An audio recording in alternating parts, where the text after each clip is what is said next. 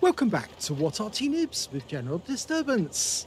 This is the 105 leFH18B2, the French Tier 5 Premium SPG that we know and love as Fifi La Pew Pew, but you might know as a leaf blower or a leFH. This one's on the north spawn of Mountain Pass under the command of RAM Tough.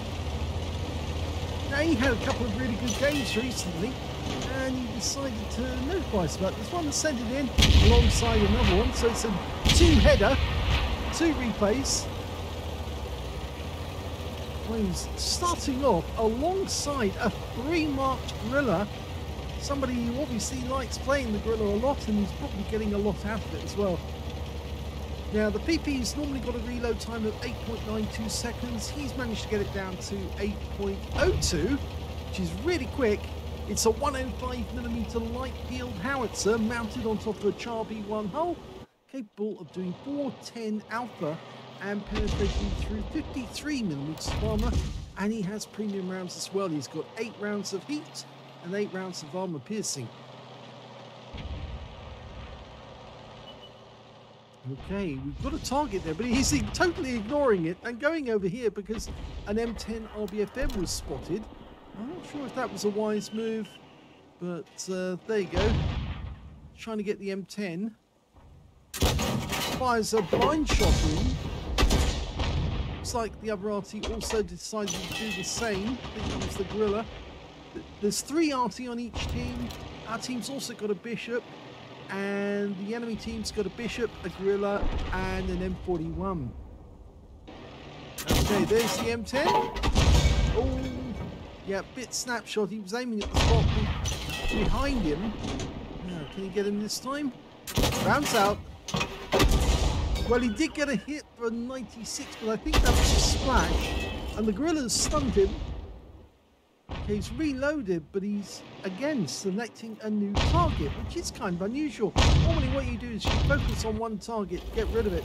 The target he's looking at, though, is a TOG, and the TOG 2 is basically just a huge pinata for Arty to smash and collect all the juicy hit points. So he's decided to reposition himself so he can get shots on the TOG and finish him off. Okay, we can't see him now because our teammates have pulled back a bit, but hopefully one of the M10s on the ice road will peek forward, have a look, see where the TOG is, and then, yep, he'll get to work. Ah, there he is. Okay, let the fun commence. Direct hit on the engine bay for 200. Now, can you do it again? Go for it. Bounce out. Another direct hit, this time only 52. He's a one shot. You can get the kill now. Bounce out. Oh! 57 hit points has left him alive on just a couple of hit points at that. Go for it again. Fires behind him. No, I don't think he's actually there. I think he's still in the same spot he was before. Just didn't get killed off. And now I think that was the other Arty on our team, the bishop, firing in that direction. Trouble is, I think the M10, when he pokes forward, will actually kill the TOG with his first shot. It could be the TOG's pulled a long way back. He's marking the spot where he thinks he is. Nope, not there. Okay, he's changing direction altogether again, leaving the TOG for the M10s, and now he's looking for another target. He's found one. It's an AMX ELC Biz. And as he's on the top of the hill, he probably can get a direct hit into that guy. No. Oh, yes, he did get him. I thought he wouldn't hit him there. I thought that shell would go right over the top, but he smacked him in the face, and he's out the game, just like that. He's going back to the TOG. Having a look for him. Can get his second kill if he can get somebody to spot him. Nobody's looking in that direction. That's the problem. Can't see anything. And oh, the TOG's been spotted. Briefly, there he is. Oh, no, it's not the TOG. It's a VK3601H, but the TOG's a little further behind. Rounds out. Direct hit for 124, and the kill shot for the TOG goes to the Bishop. Okay, fires another one in. Another direct hit for 108.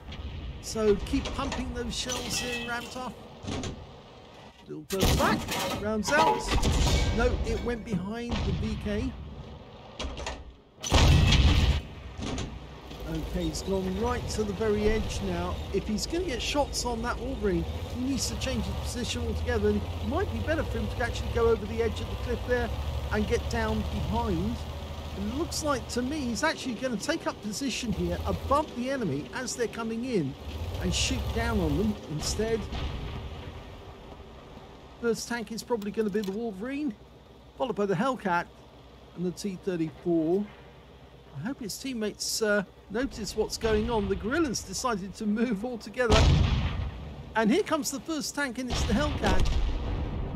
And he just wiped out our M10 RBFM. Now, when he gets close, he will be spotted. He's going to try a manual aim. There he is. Go for it. Oh, take that. Yep, he got spotted all right. But I think the Hellcat suddenly realised, oops, I made a bit of a mistake there. And yep, he certainly did. Okay, there's a T-34 coming in now, but the T-34 knows that there's an Arty sitting just around the corner waiting for him to come in and just to blast him. So he might be a little more hesitant this time.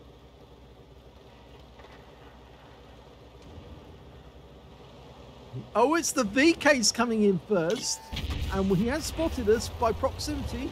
He went within 50 meters. Go for the T-34. Locked on. Takes the kill. One shot. Okay, he's going to have to fall back now. That will disengage him from the VK, so the VK won't see him. But if he pulls forward again, yes, the VK will see him.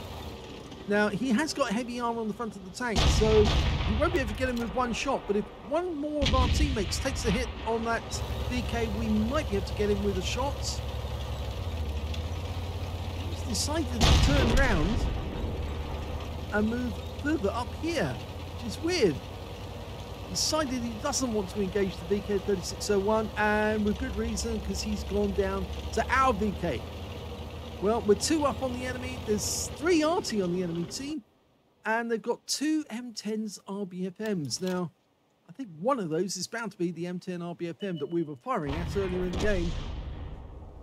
And we're trying to find him. There. Oh, one of the enemy Arty on the move. You get a shot. Line him up. Work out where he's going. Fires one in. Close. But the kill shot goes to the T-67. Okay, the enemy Bishop's in sight. Line it up. Fires snap. Doesn't work. No. You need to take an aim shot. Don't snap fire. Okay, this is better. Now. That's better. It worked that time. 67 hit points. Now with 4 kills. There's still one enemy out there. The M10 RBFM is the last one. And we've platooned with the T-67 on our team. Yep, we both platooned because we've both got at least 3 kills. So there's a brothers in arms in offing. Our friendly T-67's down at the other end of the map. In fact, it looks like he's going to be the first one to see the enemy M10 RBFM if he's up on top of the cliff. And, well, Ramtoff can actually aim up on top of that cliff if the enemy's up there. Might be able to get a shot at him. He's having a look round at the moment. I'm not so sure the enemy will be over in those trees, but he might jump on top of the cliff. Long flight time for the shell. It's right over the other side of the map. They haven't spotted the M10 yet. Oh, yes, he was up on top of the cliff like I said he would be. Yeah, he decided to go up there, but he's now going to try and take out the T-67, who's right on the edge. Rounds out. And a big hit and a penetration. And there's the kill shot. Comes from the gorilla, and the game is over.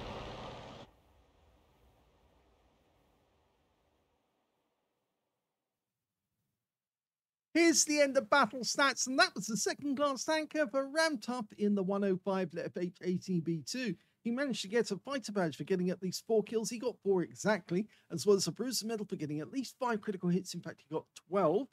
And he got a brothers in arms because both he and the T67 managed to get at least 3 kills between them. And so, yes, that was a successful platoon. Let's have a look at team score. Well, he did get the highest damage in the game, but it wasn't 20% of the enemy hit pool, and that's why he didn't get the high caliber. 1,819 hit points of damage went to ramped up. The next highest score in the game actually went to the T3485M on the enemy team with 1,566. And the third highest damage went to the T67 he was platooned with, and he picked up a brothers in arms and a Pescucci's for killing 2 enemy Arty. He got 1,339. When it came to kills, yep, it's ramped up. He got 4 kills in the game, highest scorer. 3 kills went to the T67 he was platooned with, and 3 kills went to the Hellcat on the enemy team that ramped up, shotgunned at close range. Very nice, manually shotgunned as well. He didn't lock on. I would have locked on. It's much more certain you're going to hit the enemy tank when they come into sight like that. When it came to base XP, he's got the high on that one as well. So he's got the top on, well, he's got the top on all 3 columns, actually, if you think about it. Yes, he has, because he got the highest damage, but no high caliber. And he managed to get 897 base XP. 810 went to the T67, and the next highest score was the M10, or one of the M10 RBFMs on his team with 669. He fired 19 rounds in that game, got 9 direct hits on the enemy and 4 penetrations. That's a very high score. Let's have a quick look and see which ones did he pen. I'm pretty sure he penned the Bishop. Actually, he didn't. That's surprising. He did pen the T34. That was a big hit and wiped the enemy out. He penned one of the M10 RBFMs during that game. That was the one right at the very end. He penned the Hellcat. Of course, the Hellcat does have very thin armor. It went straight through the side. And he actually penned the AMX CLC with that one shot, went right into his face. And it went straight through the vehicle as well. And I really didn't think he was going to get that hit, but he did, and he penned him. Let's have a look at the rest of the detail. He also got 9 splashes on the enemy as well. 1,819 hit points, of which 1,273 were at more than 300 meters. So a fair bit of damage was done at very close range. 8 enemy vehicles were damaged, 4 were killed, and he earned 43,218 credits from the game, 50,000 for completing a mission, 93,218 credits altogether, and the ammunition was really cheap, so he actually ended up with a profit of 90,786 credits altogether. 1,345 XP times 2 for the first victory, 1,346 for completing a mission, and 538 for this being a premium vehicle, and took away 4,575 experience points altogether. He called this one a most satisfying game, and it certainly was. Very good results. Let's have a quick look at the armor on this beast. It's basically heavy tank from the bottom, or from the top of the vehicle downwards. The gun shield's the weakest spot, 20mm thick, so that's what you should be aiming for if you're in a tank. Don't try and ram this thing. It's heavy. It's very heavy. It's 34 tons. If a little light tank rams into one of these, the light tank's going to come off far worse, because this is basically a heavy tank. And at the start of World War II, the Char B1 was one of the best tanks in the battle and was defeating Panzer IVs and Panzer IIIs with no problem whatsoever, as they did at the Battle of Stone. So you can see heavy armor. If we look at the live model, you can see, yes, again, weak gun shield up top, but heavy armor down below. So a quick look at the modules. You can see that up in the top, next to the tank commander on the left-hand side, we've got the gunner on the right-hand side and a loader directly behind them with an ammo rack right in the center underneath the gun. We've got the driver up front on the right-hand side of the vehicle. He's got that funny viewport that he looks through. And at the back, we've got a big fuel tank on one side and the engines on the other with the transmission behind. And there's a little tunnel that runs all the way through the vehicle where the driver can actually come out of his position and crawl down the center of the tank without actually getting out to get at the engine, just in case anything goes wrong. So that's where all the modules are on the LeFH. Now, I did say at the start of this battle, it's a 2-parter, because yes, he sent us in 2 replays. So let's have a look at the second one right away. And in the second game, we're in the M44, or rather ramped up in the M44 on the eastbourne of Airfield. Okay, 155mm howitzer mounted in a swiveling bracket, which is located virtually at the centre of the machine. It's basically a Walker Bulldog in reverse with the engine up front and the gun at the back. And it's capable of doing 550 alpha, and it's something like 39mm armor. I'll have to check that.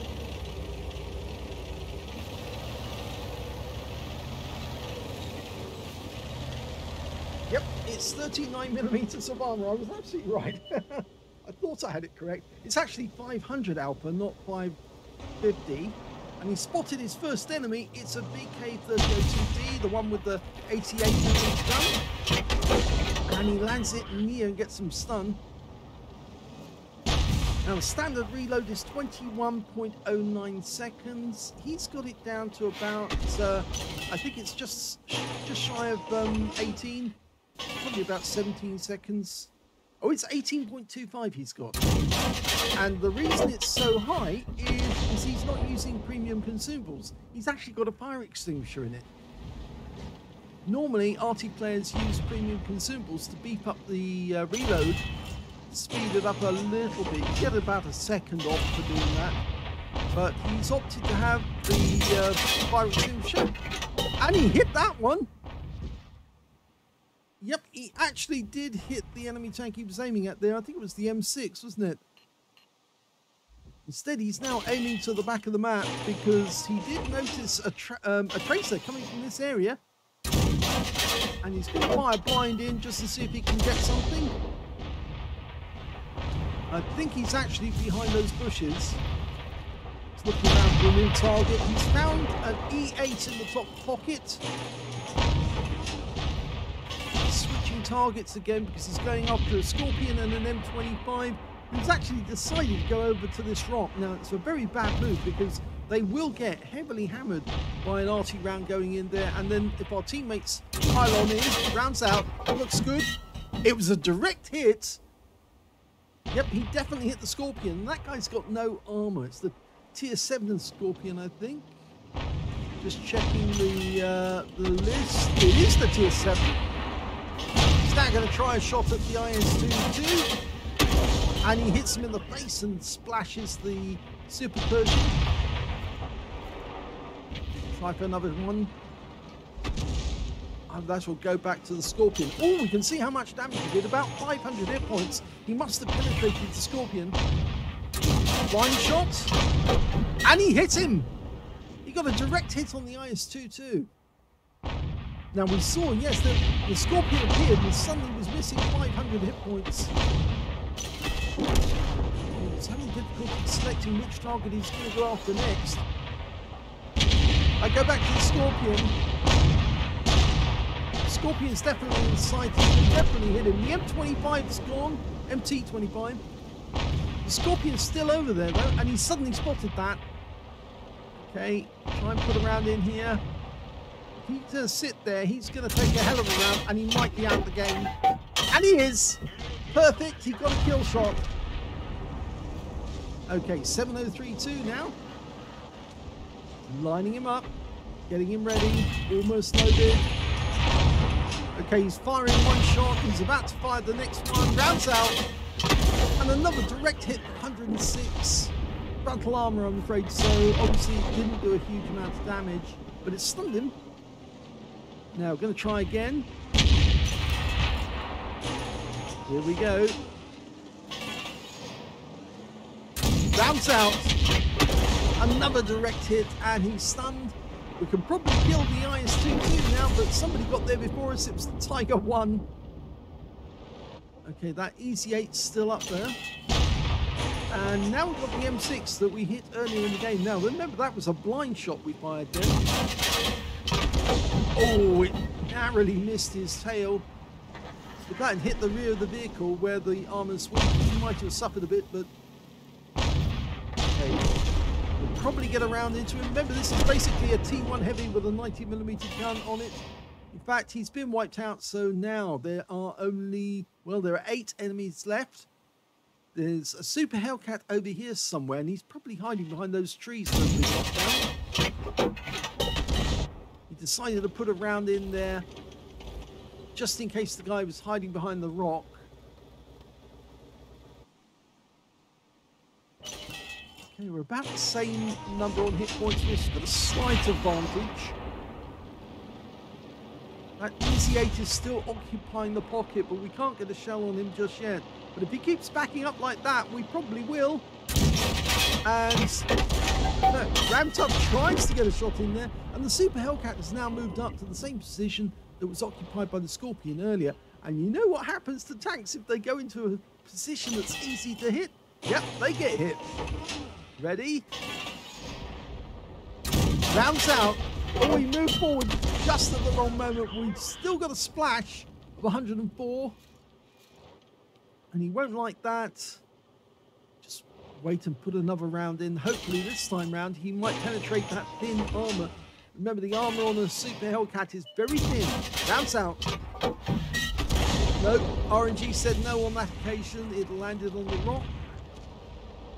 He can do it. He just needs to place the shell in the exact spot. I think about there. It looks good. Rounds out straight away. Yes! Right on the money. Direct hit. Wipes out the Super Hellcat. That must have been a penetrating shot.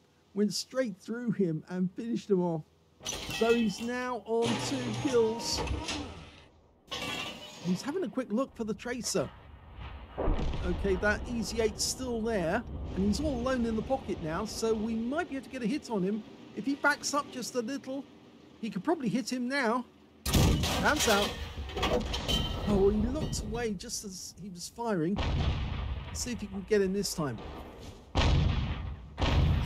Instead, he was a bit diverted by the tracer coming from this end of the map. Both enemy Arty seem to be focusing on our heavy tanks. We're trying to hit them over here. Nope, didn't get him that time. And the enemy's just lost their M4A1 FL10. And yes, there's the tracer, so we know he's about there. That looks about right. Rounds out. Close. But no moniker. If you know about Clinton, you know the joke. Yes. Okay, the M44 has decided to change position because he is in danger, and he stopped behind the rock, which is fatal because he's now going to get hit. He dies just as we fired. The GW Panther takes the kill. There's the other one. It's the M12. He changed position after our shells came in. He's lost a few hit points, so I think he did get splashed. But he's now taken to hiding behind the rock because he knows that the moment the Object 252U spots him, he's going to be a dead duck. Ramtuff's still trying to lob the shells in. Now, there's probably an M10 sitting next to that building. Yes, he just knocked the building down to give himself some room to get to the right spot on that corner. He's not there. He's actually a little further back. In fact, he's just there. Okay, Ramtuff's changing his aim again. He's looking for that M12. The 252U's getting closer. Marking the spot. There he is. Now. Yep, this looks good. Oh, stunned him and tracked him, and he got the damage assist there as well. Okay, now there's only 2 enemies left, an SU-100 and a T-25AT. And Ramtuff's decided to reposition himself because it is possible that T-25AT could be headed this way, and he doesn't really want to get caught out in the enemy rear.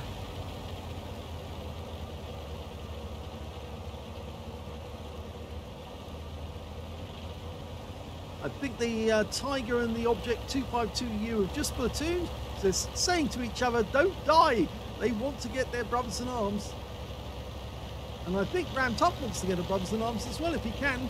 He needs to get another kill to do it, but he could do it. Okay, he's changing his position again to up on the rock. He can use the spot if the enemy... Oh, he's been spotted! The SU-100 has been spotted. He's in the enemy rear. There he is. Now he can put one in. Just needs to aim at that spot. Just let it dial in. Now. Oh, we got him! He got 3 kills. Now, if they all platoon together, they'll all get brothers in arms. Just needs the invitation now. T25AT is still on the loose, but we don't know where he is. They just need to platoon with him. All have got 3 kills. Ramtuff is aiming where the enemy was last seen, just in case he stayed in the same position. It's a possibility, but I rather think the T25AT might have actually retreated down, in fact, retreated. I think he would have advanced down this end. They're just going into the cap now, which will draw the T25AT to come back. Remember, that's the American tank destroyer with the fixed gun in a casemate at the front. I think it normally has a 105mm. Running around in there just to wake the guy up if he is there.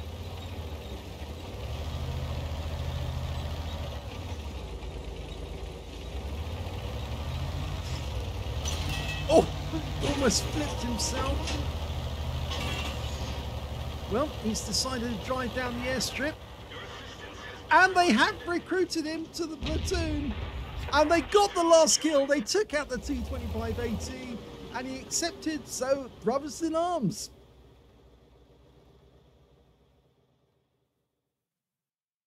Here's the end of battle stats, and that was an ace tanker game for Ramtuff in the M44. He did very well indeed during that battle to try and maximize his damage.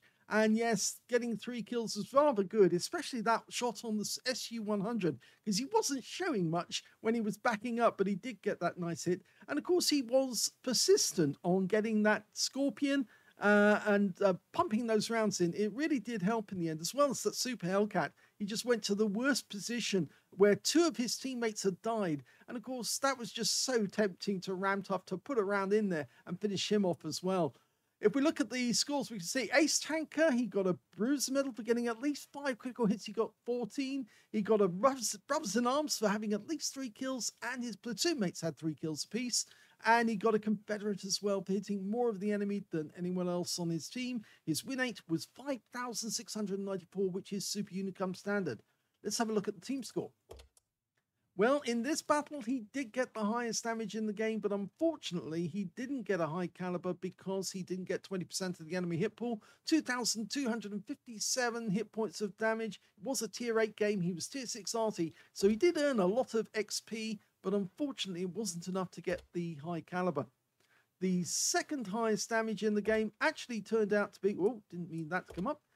Turned out to be the E25 on his team with 1,961, and the third highest damage was the T25AT on the enemy team with 1,854 hit points. So he was having a good day. Unfortunately, he's just staying out of sight most of the time, which is what you're supposed to do if you are a tank destroyer anyway. When it came to kills, the Object 252U did the best with 4 kills, but Ramtuff came in with 3, and so did the Tiger 1 and his team. The Tiger 1, of course, getting in the Brothers in Arms, so did the U252, and he also picked up a Spartan and a Steel Wall in that game. The other player who managed to get 3 kills was the SU-100, and of course, he was taken out by Ramtuff. And when it came to base XP, it's actually the 252U did the best with 1,061, 1,008 went to Ramtuff, and 838 went to the E25. Ramtuff fired 25 rounds in this game, so kept pumping those shells out as quickly as he could, because of course the more shells you fire, the more chance you've got of getting a Confederate. He did 9 direct hits on the enemy and 2 penetrations. Now, I'm pretty sure that he actually penetrated that Scorpion. Yes, he did. Look at that, 700 hit points, 1 pen on him, and I'm pretty sure he's penetrated the Super Hellcat. Yes, he did. Look at that. 542 hit points off that guy from 1 pen. He actually got 16 splashes on the enemy as well, 2,257 hit points, and all of it was at more than 300 meters. 10 enemy vehicles were struck and 3 were killed, 208 hit points of stun assist of 15 stuns. He earned 42,318 credits from this game, and after ammunition resupply took away 29,693 credits profit.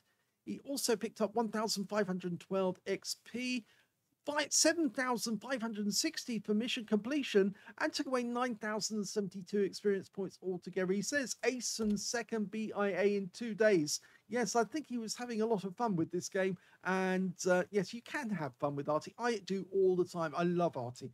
Anyway, I wouldn't be doing this otherwise.